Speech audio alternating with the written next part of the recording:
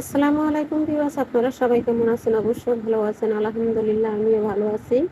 আজ আমি আপনাদের সাথে শেয়ার করব একটা ম্যাঙ্গো সুইট মিষ্টি রোল রেসিপি। এই রেসিপিটা দেখতে যেমন সুন্দর, খেতে অসাধারণ মজার একটা রেসিপি।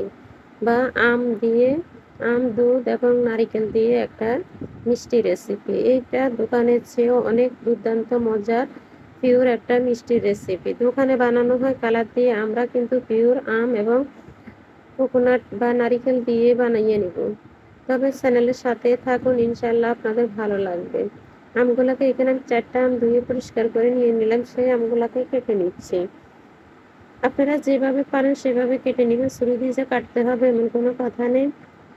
যেভাবে সুবিধা হবে সেভাবে কেটে নেবেন। একে একে সব আমগুলো আমি কেটে নিলাম।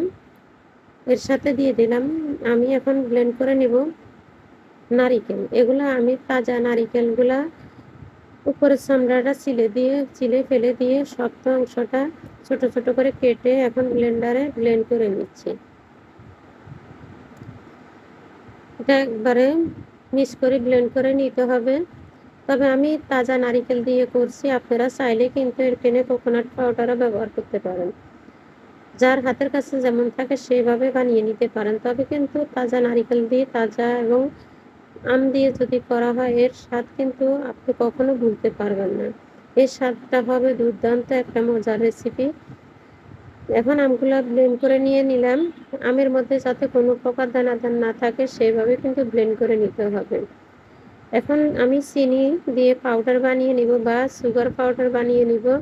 আর সুগার পাউডার আপনাদের হাতের কাছে থাকলে আপনারা ওই সুগার পাউডারও ব্যবহার করতে পারেন। আমার সুগার পাউডার হয়ে গেছে, ঘরের শর্টকাট বানিয়ে নিলাম সুগার পাউডারগুলা। এখানে আমার 1.5 কাপের মতো হচ্ছে নারিকেল, 1.5 কাপ হচ্ছে আম এবং 1 কাপ দিয়ে দিলাম সুগার পাউডার। তবে কিন্তু 1 কাপের থেকে আরো প্রায় 2 কাপের মতোই দিয়ে দিলাম। হাফ কাপে 2 কাপ আর কি। হাফ কাপে 2 কাপের থেকে একটু কম দিয়ে দিব গুঁড়ো দুধ। তবে আপনারা মিষ্টি যেমন খেতে পছন্দ করেন সেভাবে করে নেবেন।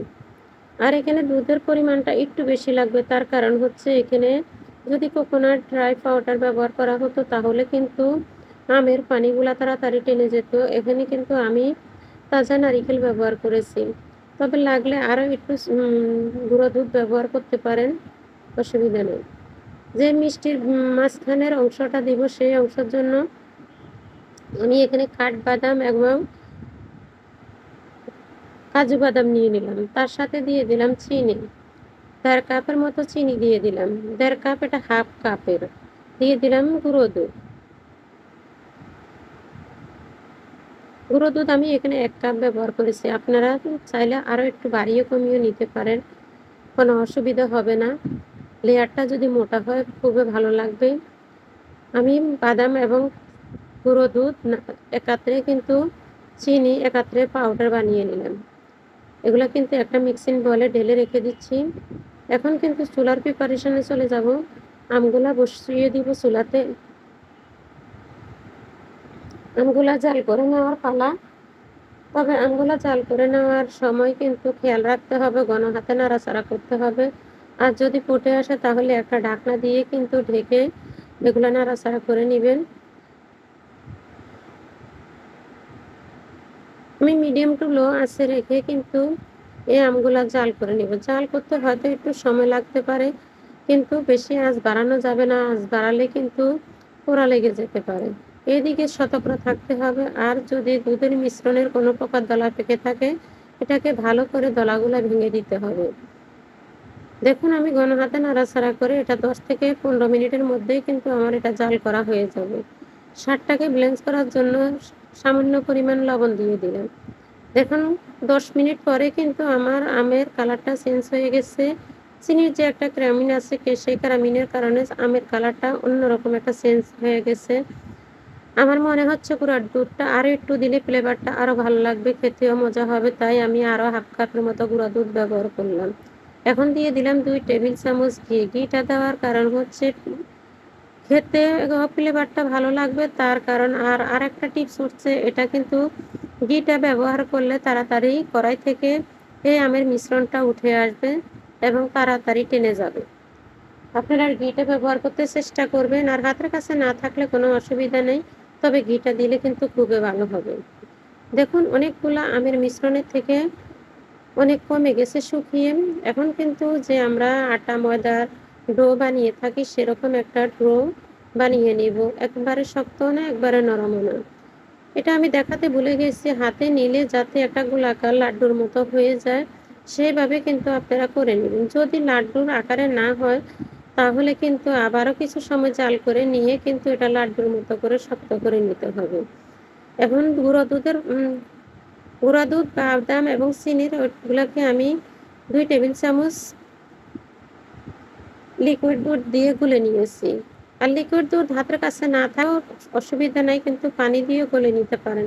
তবে হাতের কাছে থাকলে কিন্তু ভালো হয় লিকুইড দুধ দিয়ে যদি মিশ্রণটা গুলিয়ে নেওয়া যায়। এখন মিশ্রণটা বিছানো হয়ে গেছে, এর উপরে কিন্তু আমি গুঁড়ো দুধ দিয়ে একটা লেয়ার বানিয়ে এটাকে একবারে পেঁচিয়ে নিচ্ছি। দেখুন এই পেঁচানো রোলটা কিন্তু আমি নরমাল ফ্রিজে রেখে দেব। এটা 2 থেকে আড়াই ঘন্টার মতো। 2 থেকে আড়াই ঘন্টা রেখে দিলে কিন্তু এটা সেটে চলে আসবে, সেটিং হয়ে যাবে। খুব সুন্দরভাবে জমে যাবে। তবে ডিপ ফ্রিজে রাখার কোনো প্রয়োজন নাই। এটা নরমাল ফ্রিজে আমি বলে ফেলছি ডিপ ফ্রিজে রাখলে হয়তো এটা পানি ছেড়ে দিতে পারে। যাক, আর এখন কিন্তু আমি কেটে নিচ্ছি। দেখুন খুব সহজে কাটা যাচ্ছে। তবে ডিপ ফ্রিজে রাখলে কিন্তু অত সহজে কাটা যাবে না। আর দেখুন আমি একটা মিষ্টির আকারে করে কেটে নিচ্ছি। এইভাবে যদি ঘরে বানিয়ে নেওয়া যায় একবারে ভেজাল মুক্ত, কিন্তু এই মিষ্টিগুলো আপনারা ঘরে বানিয়ে বাচ্চাদেরকে পরিবেশন করে দিতে পারেন। শ্বশুর শাশুড়ি দেওর ননদ সবারই কিন্তু আপনি ফ্রেন্ড হয়ে যাবেন এইভাবে মিষ্টি বানিয়ে যদি কাউকে খাবান।